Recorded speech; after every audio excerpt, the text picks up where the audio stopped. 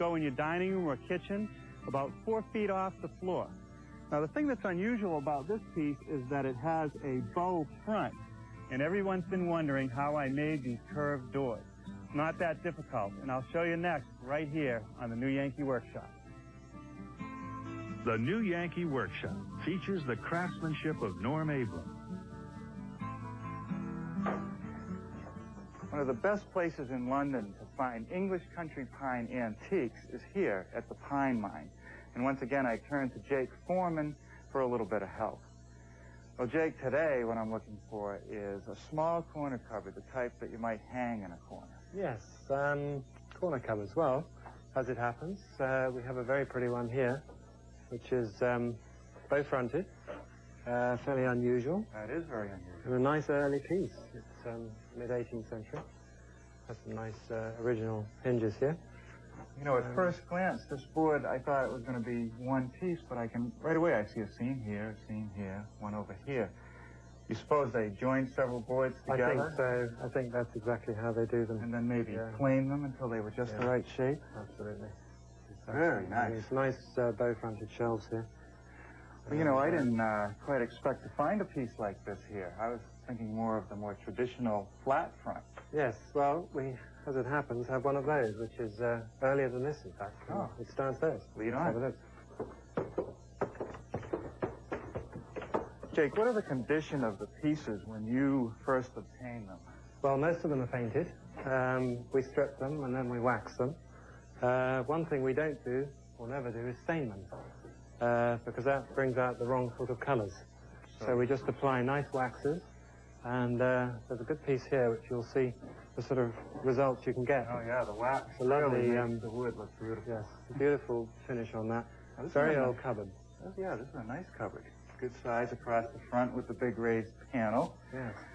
The back of it's a little crude, though, the boards, but of course I guess you don't see that. Good rustic piece.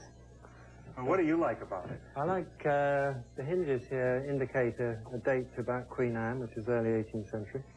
And this little catch here is probably the same date. That's probably a little bit later. Yeah, that is more. You know, I'm noticing up here at this top corner that this piece is square. I would expect it to be mitered or even these two moldings brought together. Yes, the reason for that is it was made probably for someone's house. So they cut the ends here so that it fitted particularly in the corner. A custom piece. It's a custom piece, yes. Oh, yeah, I can see that on the inside. Yes. This is short and this is long. Yes, another indication, really, that it was made for a certain place in the house. A couple shelves with a bit of reinforcement. Good shelves, reinforcement, probably for heavy bits there. Oh, look at this. This is not old. More of a modern patch. It's not too modern, that, but it is a later repair, yes. And you know, these wormholes, I'm seeing them all over the place. Everything I look at has them. Yes, that's no longer alive. We find with most 18th century pieces as well. But we treat it. And here's a nice feature, a nice old lock, which is all part of the cupboard. Well, it's a great piece. Would you mind leaving me alone while I get to know more about it? Help yourself, Norm. Thank you. Well, you know, I did study that flat front corner cupboard. But the more I thought about it, I just had to build the bow front one. And here it is, the first prototype. Now, I built the cabinet front that you'll see when it's installed out of what's known as sinkers, logs that went to the bottom of rivers as they were moved to the saw mills. And 100 years later, they're carefully being removed, sawed, kiln dried, and sold to cabinet makers. Now, this happens to be hard pine. It's a beautiful wood, but it does contain quite a bit of pitch, so it gums up the sanding belts and the tools. But if you can find any, it's really worth the effort. Now, on the inside, there's a couple differences. I did use the hard pine for this lower interior shelf and this upper piece. But the intermediate shelves are white pine. And the carcass of the cabinet is built from half-inch cabinet-grade plywood, because I know that's not going to come and go, and it adds a lot of stability to the project. So if you'd like to build one of these for your home, we will have a measured drawing and a materials list, and you'll hear more about that before the program ends. I also want to take a moment to talk about shop safety. Be sure to read, understand, and follow all the safety rules that come with your power tools. Knowing how to use your power tools properly will greatly reduce the risk of personal injury. And remember this, there is no more important safety rule than to wear these safety glasses. Now last night, before I left the shop, I did glue up a couple panels. This one in the hard pine for those interior top and bottom pieces, and this one in the white pine for the intermediate shelves. But I didn't glue up a panel for the upper and lower decorative pieces because I wanted to review panel glue up. And the first thing I want to do is cut 4 pieces 45 inches long. Well, as good as this material is direct from the mill, there's always a little bit of variation in the thickness. And since this pine is so difficult to sand, I'm going to take the trouble to run it through my surface planer. Now here I'm marking the boards to keep them in the right sequence as we move through the steps. And if you look at the end of the boards, you'll see that I've alternated them so that the growth rings are up, and down. That way, I'll get more stability in the overall glue up. Now the next thing I want to do is sweeten the joints between the boards. I don't want to use just clamp pressure to pull these together. This is where the joiner comes in handy and take care of all those edges.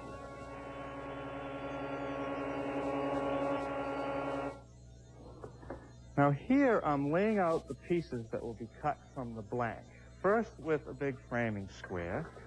Then using my tape measure, I'm going to swing the approximate radius of the piece. And if you think that's premature, it's really not, because the next step is to locate these biscuits which are going to reinforce the joints. Just putting a line across each joint. And what I'm trying to avoid is putting biscuits out where I don't need them, or more importantly, getting a biscuit that might be on an exposed edge. Now here I'm using my stationary biscuit joiner to cut the boat-shaped slots for the biscuit. Well, now it's just a matter of getting glue on the edge of the board, in the slots, and on the biscuits. Well, now just enough clamp pressure to squeeze the joint tight without squeezing all the glue out.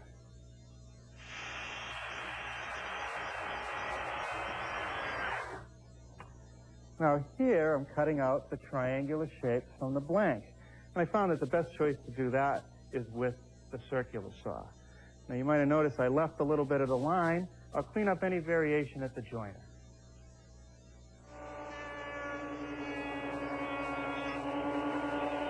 To cut the curved front on the various shelves, I need 2 jigs.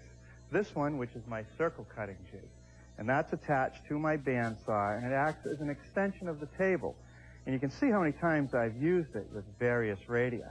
Today, I want to use this hole right here, which is 16 inches from the center of the pin to the face of the blade.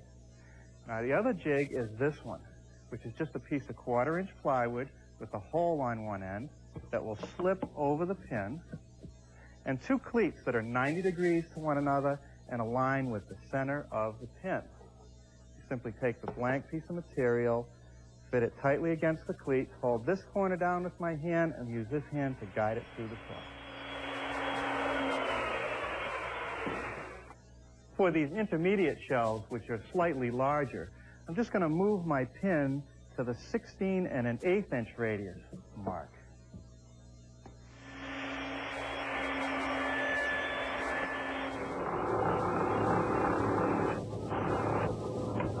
Now my drum sander does a nice job smoothing up the sawn edges.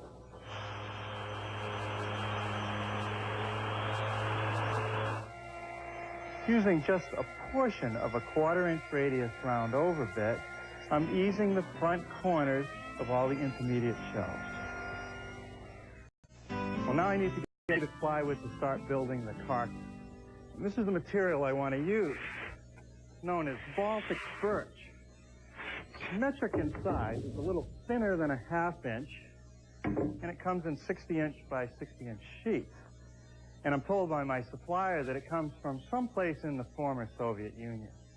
The reason I like to use it for cabinets is because it has multiple laminations and it contains no voids. What I'm going to do is cut 2 pieces out of the sheet for the back corners of our cupboard. Well, now we'll exchange the saw blade for the stacked dado head cutter.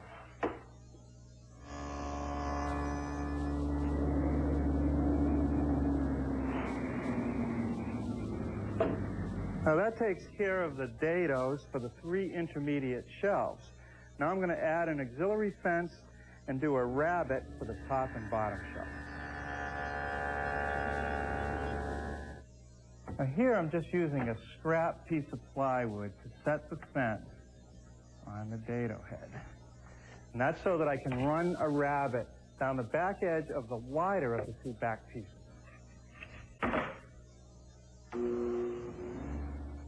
Now you can see how much more surface area I have for glue on a joint like this. With a little glue on the other edge, I just slip the 2 pieces together and fasten it with some 1-inch brats.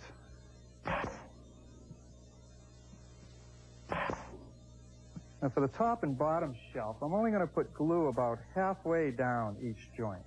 I expect that this pine is going to shrink a little bit. The plywood's certainly not going to move, so I have to allow for a little bit of movement.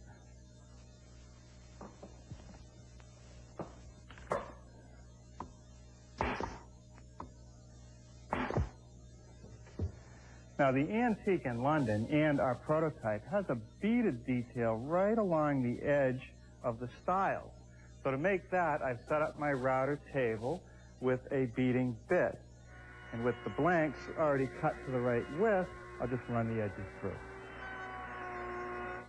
The next thing I want to do is make a rabbet in the back edge of the stile to fit over the carcass. But I can't make just a simple 90-degree rabbet to the back of the piece, because you can see it won't be parallel to the curved front. It needs to be tipped just a little bit. And I've calculated that angle to be about 5 degrees. Over here at the saw, I've tilted my blade 5 degrees and adjusted my rib fence to make the first pass, which is along the back of the stile.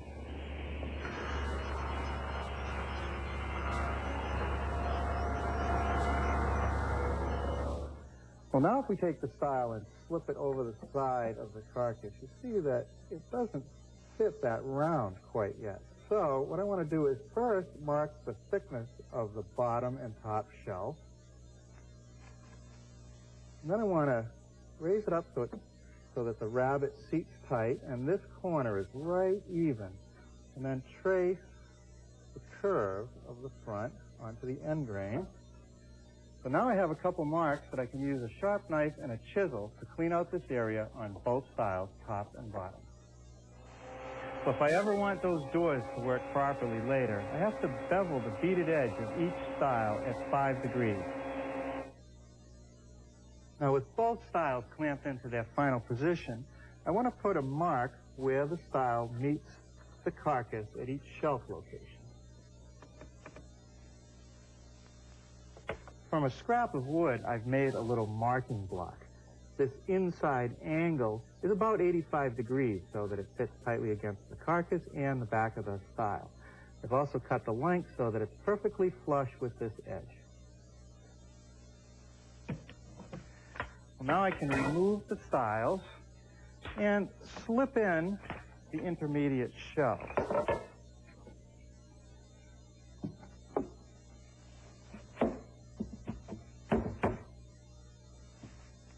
Now here's where that marking block comes in. I slide it right up against the pencil mark I made on the carcass, draw a line across the front and a little line at the edge. And just using my combination square, I can sight down that side line and put a mark right here. And I'll remove that material with a handsaw.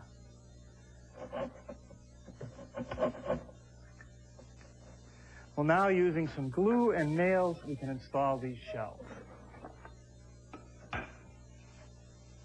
Now, just as I did with the top and bottom shelf, I'm only putting glue about halfway down the side of each rabbet.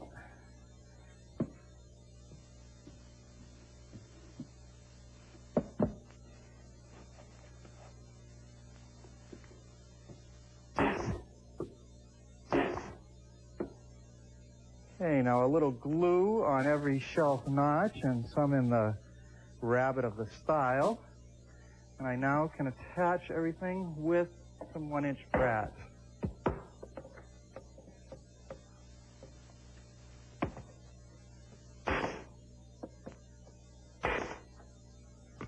All right, well that takes care of that.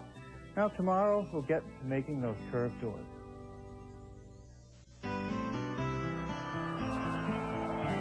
Well, before I quit last night, I took the time to cut the pie-shaped pieces out of the panel that I glued up.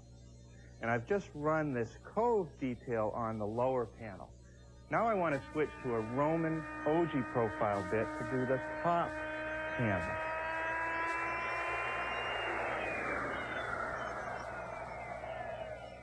Okay, that looks good. Now we'll put these aside and start working on the doors. Now, in order to make the doors, I did make a full-scale pattern in order to calculate the angles. It shows the curve of the shelf and the outline of each style. If you look at the pattern, you'll see that this is one door and this is another door. Each door is made up of 4 segments. 1, 2, 3, 4. And they're joined not at 90 degrees, but at a little bit of an angle, so they start to form a curve. You can see that later I'm going to have to remove material at these high spots. Now over here are a couple boards that'll form one door, planed to 11/16 of an inch thick and jointed so that they're nice and straight.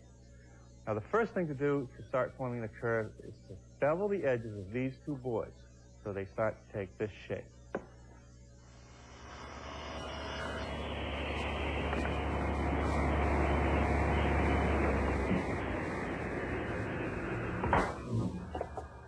Okay, now that is step 1. The next step is to segment each of these boards using the same angle.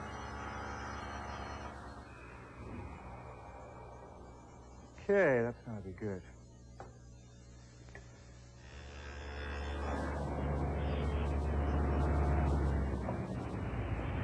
When I built the prototype, I found that forming the inside of the doors took a lot of time and effort, mainly because this wood is so hard and it contains so much pitch.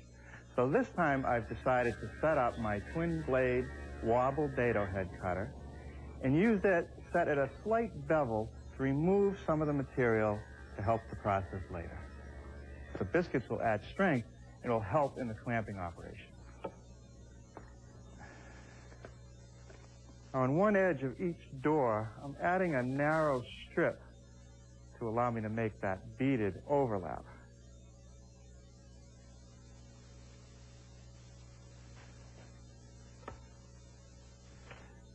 Okay, now this little thin scrap is just to keep the edge from getting damaged, and these C-clamps will just keep the whole thing from popping out on that end.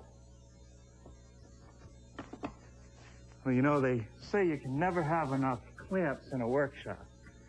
I'd have to agree with that.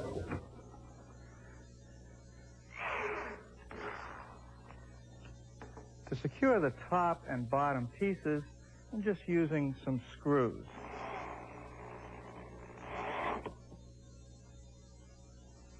I've made some plugs from a scrap of my hard pine, and now I'm just going to plug the counterboards.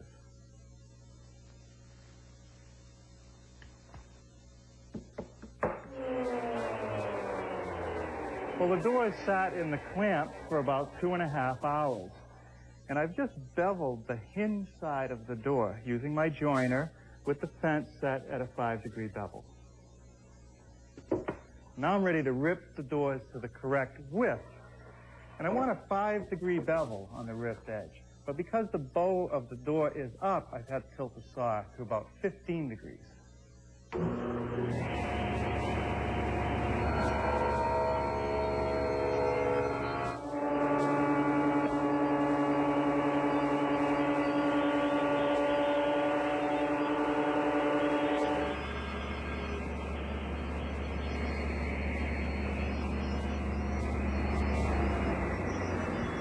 Now, using my panel cutting jig, I'm squaring one end of the door, and then I'll cut it to length.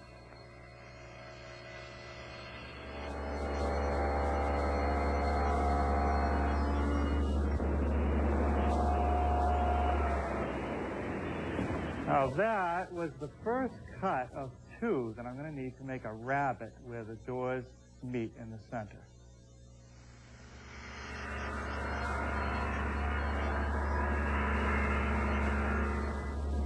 Now the first cut on this door was with the blade tilted at about 17 degrees. Now with the blade back to 5 degrees, I can complete the rabbet on the right-hand door.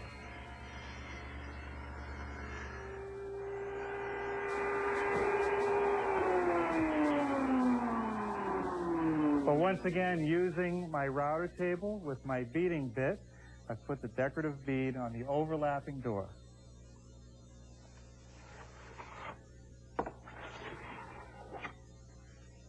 Well, now, using my low-angle block plane, I'm knocking off the high points.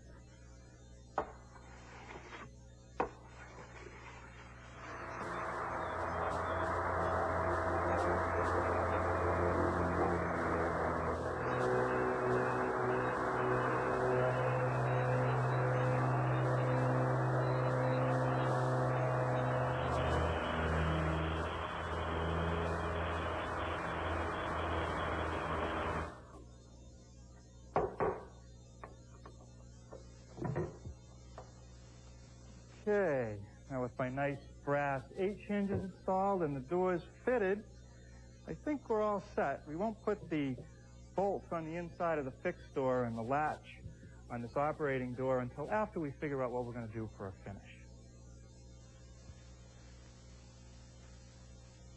I definitely don't want to conceal the look of this hard pine, yet I want to protect the piece. So I think the best choice is Danish oil. Clear Danish oil, 2 or 3 coats, which will give me the protection I need, yet it will allow this hard pine to age to that honey orange that it does.